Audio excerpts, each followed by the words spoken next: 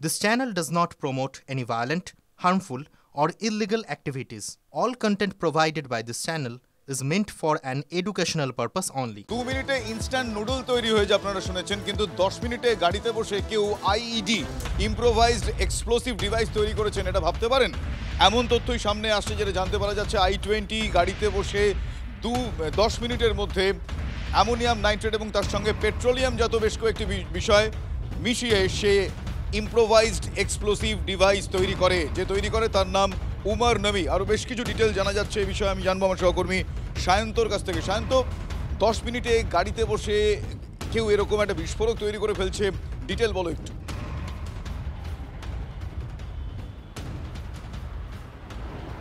একদমই, দেখো তদন্তকারীরা কিন্তু প্রথমেই পরিষ্কার করে দিয়েছে শাহিন, মুজাম্মিল এবং আদিল এই তিনজন ছিল মূলত নেটওয়ার্ক তৈরি করার ব্যাপারে স্পেশালিস্ট, কিন্তু উমর মোহাম্মদ নবী এই একজন ব্যক্তি যে ছিল কিন্তু বোমা তৈরির ব্যাপারে স্পেশালিস্ট, আর সে কিন্তু যে কোনো সময় যে কোনো জায়গায় বসে বিস্ফোরক তৈরি করে দিতে পারত এবং সেটাই কিন্তু করা হয়েছে বলে তদন্তকারীরা জানতে পেরেছেন।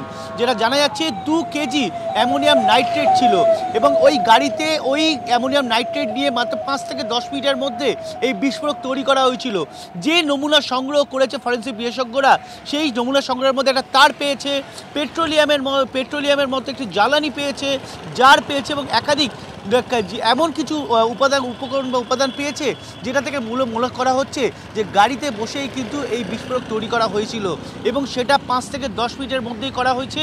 যে মূলত যে সময়টার মধ্যে সে পার্কিং লটে ছিল বা আশেপাশে ঘুরেছে সেই সময় তৈরি করা হয়েছিল।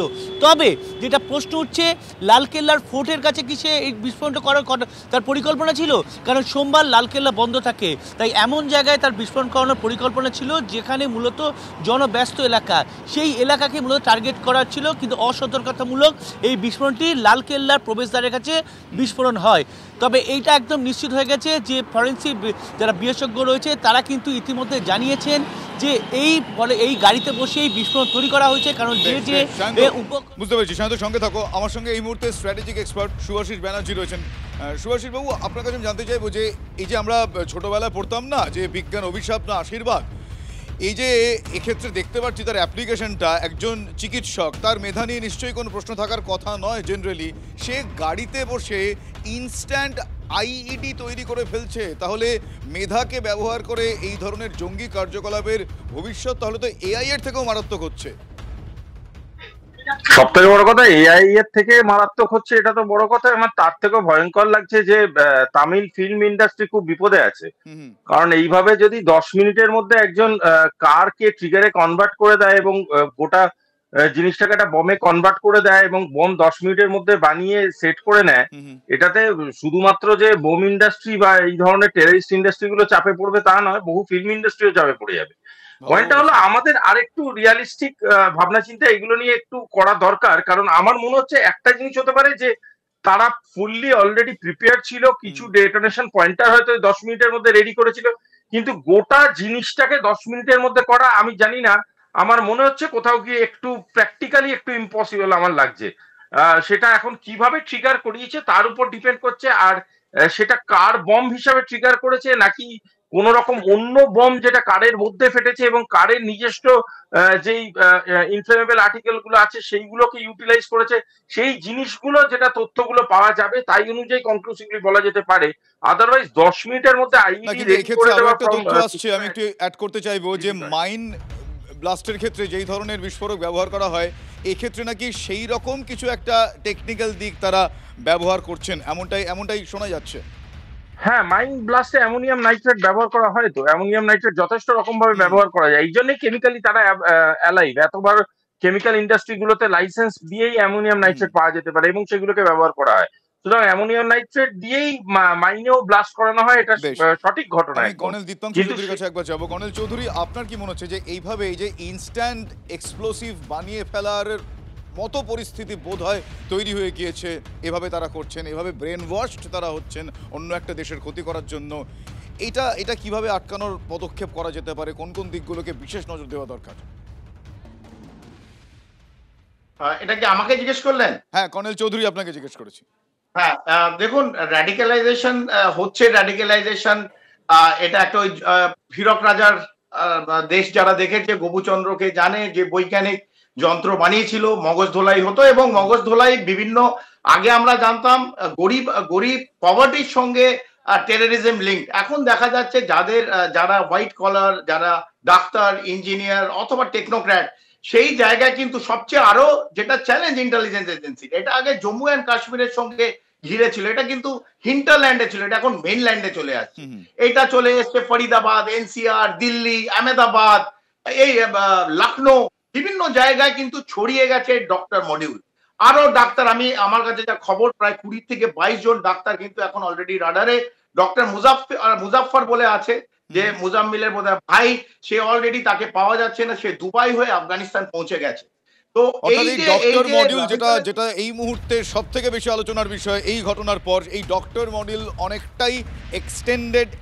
এই মুহূর্তে প্রায় 20 জন ডাক্তার এই মুহূর্তে তদন্তকারীদের রেডারে রয়েছেন। ধন্যবাদ আপনাকে। রেডারে 20 জন ডাক্তার আছেন, আমাদের প্রতিনিধি যেমন জানাচ্ছিলেন। আপনাদের জানায় 3 জনকে আটকও করেছে পুলিশ, 3 জনই ডাক্তার। আটক 3 জনের সঙ্গে মুজাম্মিলের যোগ ছিল বলে খবর। খতিয়ে দেখা হচ্ছে 3 জনের ফোন। বিস্ফোরণ কাণ্ডের তদন্তে পুলিশের তল্লাশি জারি আছে। ফরিদাবাদ আলফালা বিশ্ববিদ্যালয়ের আশপাশের এলাকায় তল্লাশি চালানো হচ্ছে। इस तरह से जांच आगे आगे बढ़ रही है, उसी तरह से एक के बाद एक कई कड़ियां खुलकर सामने आ रही है। बीती रात भी कई जगह पर रेड की गई, जिसमें फरीदाबाद, मेवात, नूह के कई इलाके और इसके अलावा अल फलाह यूनिवर्सिटी के आसपास के इलाके शामिल थे। मेवात से 3 डॉक्टर्स को हिरासत में लिया गया, जो कि मुजम्मिल से कहीं ना कहीं संपर्क पे थे, इनसे बातचीत होती थी। साथ ही जो गिरफ्तार आतंकी है शाहिन से भी इनकी बातचीत हुआ करती थी। तो सूत्रों के मुताबिक इन लोगों को अब हिरासत में लिया गया है, इनसे लगातार पूछताछ की जा रही है, इनके फोन रिकॉर्ड की जांच पड़ताल की जा रही है। आपको बता दें कि मुजम्मिल के सीडीआर से कई अहम खुलासे हुए हैं, कई डॉक्टर्स के नाम जो है वो सामने आए, जिसको लेकर जो पुलिस है उसने एक लिस्ट तैयार की है। जांच एजेंसी उस लिस्ट के आधार पर जांच पड़ताल कर रही है और सभी से संपर्क साधने की कोशिश कर रही है। कई लोग ऐसे हैं जो कि गायब हैं, तो कई लोग ऐसे हैं जिनके फोन स्विच ऑफ है, लेकिन जिन लोगों के फोन ऑन है, जिनसे बातचीत हो रही है, उन्हें बाकायदा हिरासत में लेकर पूछताछ की जा रही है कि आखिरकार मुजम्मिल से, उमर से, शाहिन से उनकी क्या बातचीत होती थी, क्योंकि कई तरह के सीडीआर से डिटेल्स जो है वो सामने आई है। उसके अलावा कई चैट्स भी शाहिन और मुजम्मिल के फोन से हासिल हुई है। तो लगातार जांच का दायरा बढ़ता चला जा रहा है और उसी के आधार पर अल फलाह यूनिवर्सिटी के आसपास लगातार पुलिस की टीम रेड कर रही है। अभी भी क्राइम ब्रांच की टीम जो है वो अल फलाह यूनिवर्सिटी के अंदर है, जहां पे बदस्तूर जांच पड़ताल की जा रही है। अल फलाह यूनिवर्सिटी के आला अधिकारियों से पूछताछ भी की गई है, उनके बयान भी दर्ज किए गए हैं। দিল্লির বিস্ফোরণকাণ্ডের তদন্ত চলছে, আর এর মধ্যেই দিনহাটার নন্দিনা গ্রামে এনআইএ এর তদন্ত। সেখানে 3 সদস্যের টিম পৌঁছে গেছে আরিফ নামে এক ব্যক্তির খোঁজে। গ্রামে হানা এনআইএ 3 সদস্যের দলের। আরিফ হোসেন নামে এক ব্যক্তির খোঁজ চলছে। আরিফের শ্বশুরবাড়িতে তল্লাশি চালায় এনআইএ বলে খবর। আরিফের বিরুদ্ধে সন্ত্রাসবাদী কার্যকলাপে যুক্ত থাকার অভিযোগ, রাষ্ট্রদ্রোহ সহ একাধিক ধারায় আরিফের বিরুদ্ধে মামলা রুজু হয়েছে। আরিফের মোবাইল বাজেয়াপ্ত করেছে এনআইএ। সূত্রের খবর, 5 বছর আগে বাংলাদেশ থেকে এসে এই দেশে বিয়ে করে বাস করছিল আরিফ। আরিফের বিরুদ্ধে কালো টাকার কারবারের অভিযোগও রয়েছে।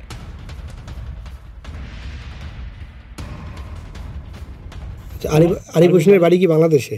কতদিন থেকে এখানে থাকে? আসবে তো মেলা দিন হল, আমরা তো 5 বছর থাকি। কোথা থেকে বাড়ি? বাংলাদেশ। না, মেয়ের বিয়ে কি বাংলাদেশেই দিয়েছিলেন? আচ্ছা, এখন এখানেই থাকে তাই তো? কি ব্যবসা করে? এই কাপড়ের দোকান নয়াহাটে। আচ্ছা আচ্ছা আচ্ছা, নয়াহাটে কাপড়ের দোকান করে। আর মানুষ বলছে 2 নম্বরই ব্যবসা করে। স্বামীর দেখে অভিযোগ কি জামাইয়ের নামে? হ্যাঁ, জামাইয়ের নামে। বলছে আরিফের ছবি, একদম ছবি দেখিয়ে বলছে, একদম ছবি টুটে সব কিছু দেখতে পারে, একদম নাম ওটাই বলেছে, টাইটেল ওটাই বলেছে। হ্যাঁ।